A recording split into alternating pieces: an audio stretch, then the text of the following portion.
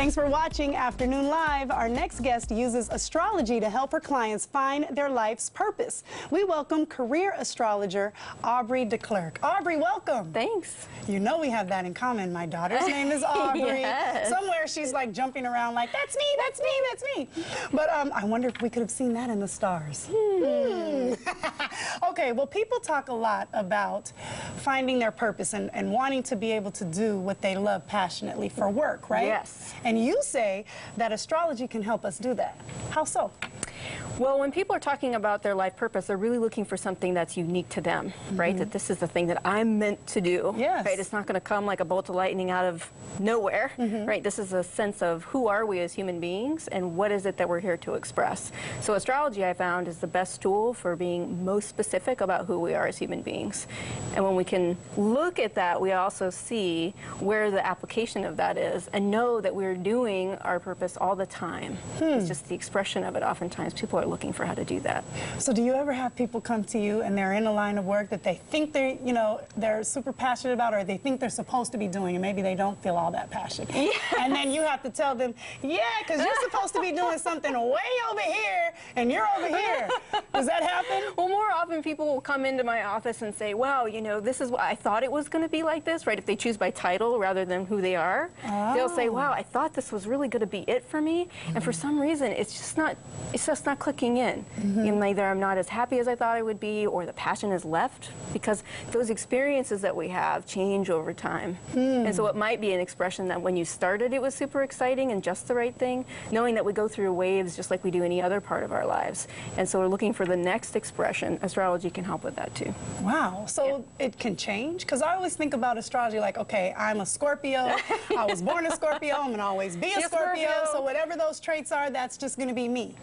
And that's not necessarily the case when it comes to the career piece or the passions? Well, it's a specific thing about astrology, right? So when we look at your chart, we're looking at specifically at when you're born, right? Hour, minute, location, all of that. And that's the seed of who you are.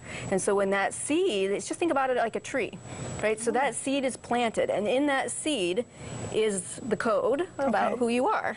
So that doesn't change. You're not going to like start as an oak seed and become an alder tree, right? Right. That stays the same. But depending on the soil that you're in, depending on the weather that you are in, all those different kinds of things, you know, insects, all that kind of stuff that happens in life, all of that affects how that gets expressed. Wow. So astrology does both pieces. What's the seed, and then what's happening over time to that essence of who you are. Okay. So you're still a Scorpio. We'll always be a Scorpio. Always, so there's the base of everything, your foundation. But you know, it's sort of like anything else. Our experiences sort of mold us. Yes. What we pour into ourselves, what we are constantly giving of ourselves. Yes. And so you can sort of see all of that with your map. Yeah. Wow. Yeah.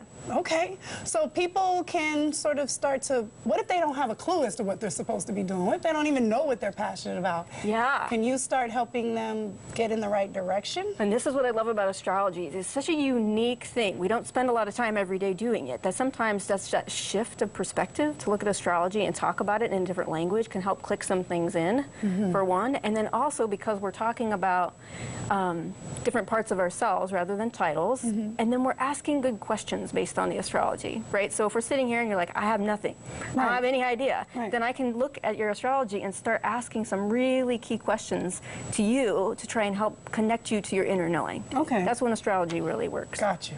So can you give us an example or two of some people who have come to you and figured out from one of these astrological maps and readings how they need to move forward? Yes. So I'll give an example and think this is something that people can do at home too, right? Pretty much everybody knows their sun sign, right? Yeah. They're Scorpio. That's right. This particular example is for someone who's a Gemini. Okay. And so that's good. That's Aubrie.